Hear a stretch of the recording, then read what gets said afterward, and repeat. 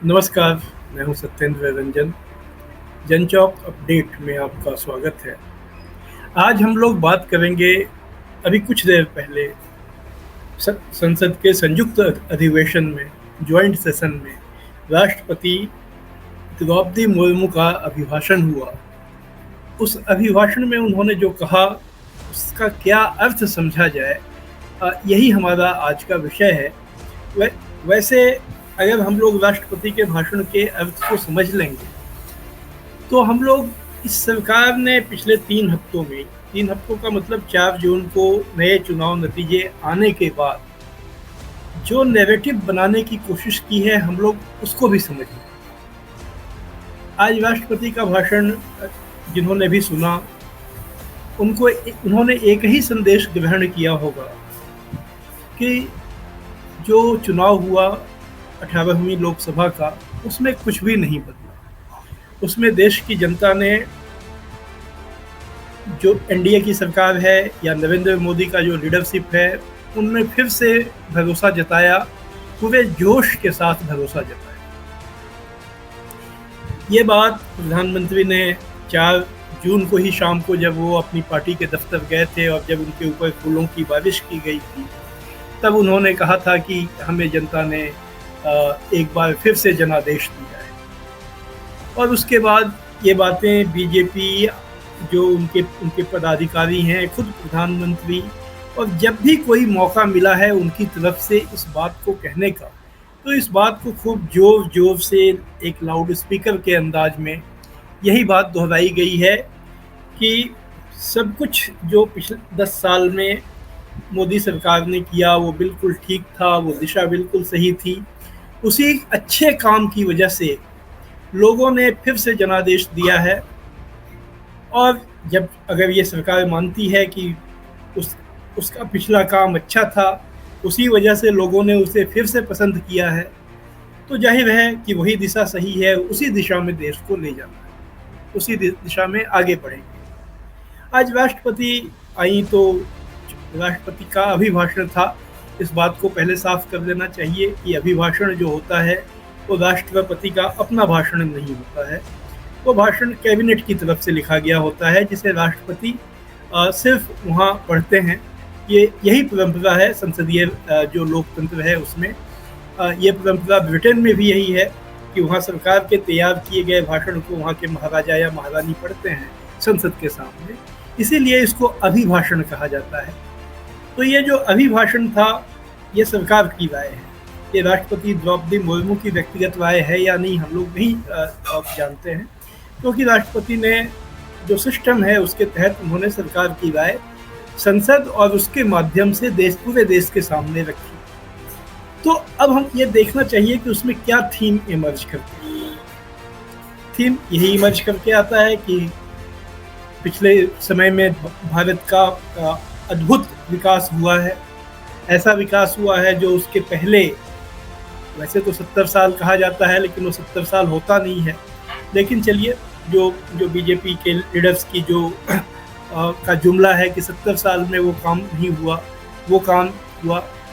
आज राष्ट्रपति ने यह भी कहा कि एक विश्व गुरु के रूप में आज भारत दुनिया भर के में जो संघर्ष चल रहे हैं उसके समाधान में भूमिका निभा रहा है।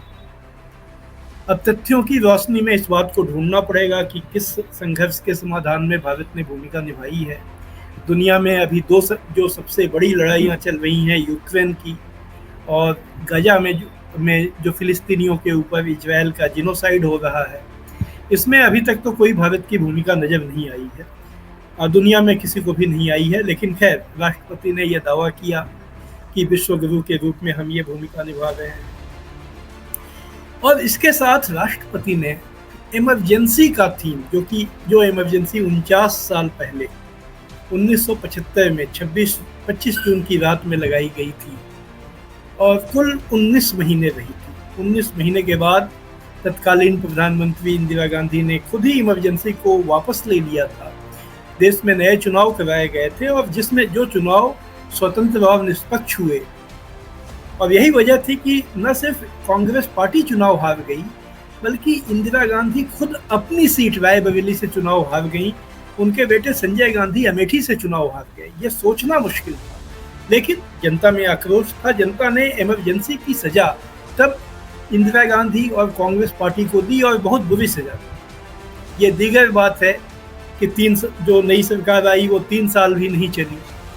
1980 के जनवरी में फिर से चुनाव कराना पड़ा, और उसमें देश की जनता ने इंदिरा गांधी की कांग्रेस पार्टी को 350 सीटों का बहुमत देकर फिर से वो वापस ले आए। 352 सीटें उनको। प्रधानमंत्री जी का अभी, आज के हमारे जो प्रधानमंत्री जी हैं, उनका अभी भी सपना है 350 सीटें हासिल करना। इस बार 370 का लक्ष्य उन्होंने रखा था, लेकिन जनता ने दिया 240। उनकी सरकार को अपना बहुमत गंवाना पड़ा संसद। तो जो जनादेश आया, वो जनादेश ये है कि जनता ने जो मुख्य पार्टी है एनडीए गठबंधन में, उसकी 63 सीटें कम कर दी। वो बहुमत के आंकड़े से 32 सीटें पीछे रह गई। अब इसे किस रूप में जोश के साथ दिया गया जनादेश कहा जाएगा, यह बात तो सिर्फ जो सत्ता पक्ष के स्ट्रेटेजिस्ट हैं वही बता सकते हैं। लेकिन जो समस्या यह आ रही है कि जो सत्ता पक्ष है, वो यह जो जनादेश आया है, इसके संदेश को हो सकता है कि वो भीतर ही भीतर समझते हों। उसका मतलब भी उन्होंने कुछ सोचा हो कि उसके समाधान के लिए वो उन्हें क्या करना चाहिए, लेकिन इस बात को सार्वजनिक रूप से वे स्वीकार नहीं करना चाहते। वे इस बात को स्वीकार नहीं करना चाहते हैं कि जो हिंदुत्व का उनका एजेंडा ऐसा समझा गया था कि अपराजेय हो गया है, उसको हराया ही नहीं जा सकता है।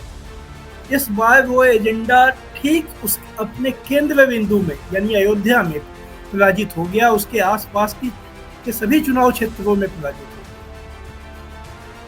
जनता ने यह संदेश दिया कि सिर्फ हिंदुत्व उसके लिए काफी नहीं है, उसे रोजी रोटी, रोजगार, अपने लिए एक सम्मान की जिंदगी चाहिए। और जनता ने यह संदेश दिया कि 10 साल में आपने ये हमें नहीं दिया है। ये संदेश उभर करके सामने। ठीक है, ये तथ्य है कि जो बीजेपी के नेतृत्व वाला गठबंधन है, उसको बहुमत मिला, साफ बहुमत मिला।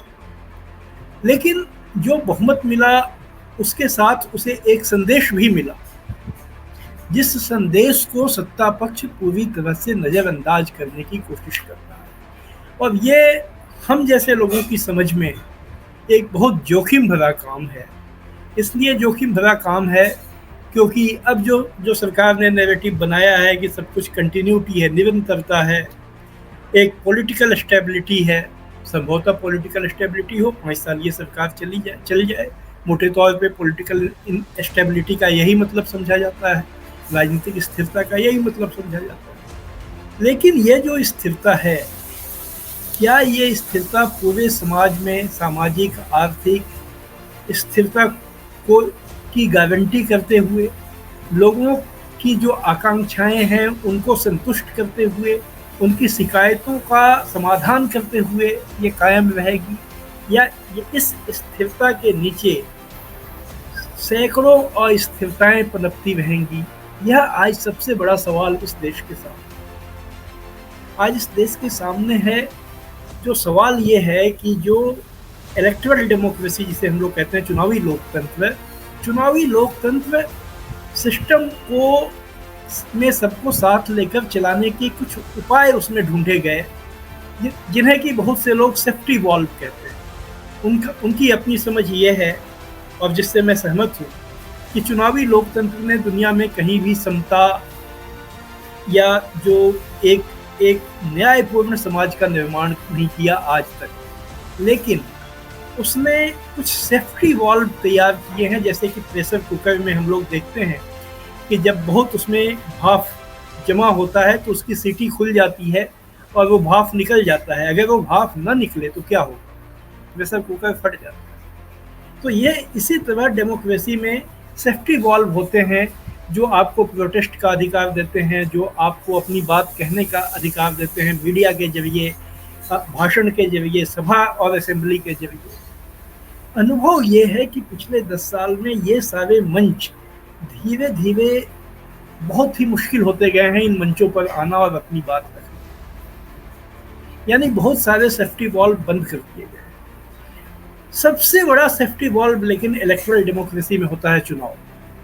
जनता अगर आपसे संतुष्ट नहीं है तो वो चुनाव के दिन का इंतजार करती है कि ठीक है, चुनाव में हम आपको आपके किए की सज़ा देंगे।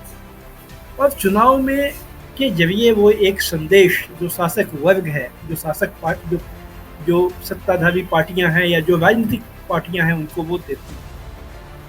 लेकिन अगर चुनाव के संदेश को भी न सुना जाए, चुनाव में जो संदेश दिया गया उसका अनादर किया जाए, उसकी उपेक्षा करने की कोशिश की जाए, तो ये समझा जाएगा कि लोकतंत्र का सबसे बड़ा जो सेफ्टी वॉल्व है उसको भी बंद किया जा रहा है, क्योंकि उसका जो असंतोष लोगों के मन में होगा हम लोग उसकी कल्पना कर सकते हैं। गौर करने की बात है कि पिछले 10 साल में इसी तरह की कहानियाँ बनाई गई, समाज में यूफोरिया, सुखबोध पैदा करने की कोशिश की गई। चारों ओर सब कुछ अच्छा है, सब अच्छा हो रहा है, देश बहुत तेज़ी से आगे बढ़ रहा है, ये सारी कहानियाँ लोगों को बताई गई, देश विश्वगुरु। लेकिन ये जो कहानी थी, इसके भीतर जो असंतोष पनपते रहे। कोई भी इस दौर में ऐसा समय नहीं है जब देश के अलग अलग हिस्सों में या पूरे राष्ट्रीय स्तर पर कोई बड़े आंदोलन न हुए हों। क्यों होते हैं आंदोलन? किसान आंदोलन क्यों हुआ? इसलिए हुआ कि किसान आज की जो अर्थव्यवस्था की दिशा है उससे वो संतुष्ट नहीं। और यही बात बहुत से अलग अलग मुद्दों पर हम लोग अग्निपथ के मामले में हम लोग देख सकते हैं। आज जो नीट की परीक्षा में जिस तरह के घपले सामने आए हैं, उसको लेकर छात्रों में जो असंतोष है उसको हम लोग देख सकते हैं। हालांकि आज राष्ट्रपति ने कहा कि इसकी जांच करवाई जाएगी और दोषी लोगों को सजा दी जाएगी, लेकिन ये एक परीक्षा की कहानी नहीं है। ऐसी अनगिनत परीक्षाएं हैं जो आज जिसमें पेपर लीक हो जाते हैं या परीक्षा होने के बाद उसको रद्द कर दिया जाता है। तो ये सारी चीज़ें ये बता रही हैं कि ये जो सिस्टम है, सिस्टम ठीक से नहीं चल पाया है, नहीं चल रहा है। इससे लोगों में असंतोष बढ़ रहा है। लोगों के एक बड़े हिस्से ने 2024 के चुनाव में अपने उस असंतोष को जताया, लेकिन दुर्भाग्यपूर्ण है कि जो सरकार है वो उस संदेश को बिल्कुल ही स्वीकार करने को तैयार नहीं है। वो उसका अनादर करती दिखती है। उसने पूरी तरह से आंख बंद कर रखा है और अपनी वही पुरानी कहानी जो लेकर वो पहले चल रही थी, जिसे एक तरह से जनता के बहुत बड़े हिस्से ने इस बार अस्वीकार कर दिया, ठुकरा दिया, उसी कहानी को वो और भी जोर से लोगों को सुनाने में लग गई है। तो ये बस अभी तो यही कहा जा सकता है कि ये देश के लिए अच्छी बात नहीं है। आज बस इतना ही। हम फिर आएंगे जनचौक अपडेट में कोई नए विषय पर उसकी चर्चा करने के लिए, उसे समझने की कोशिश में। आज आप सबको मेरा नमस्कार।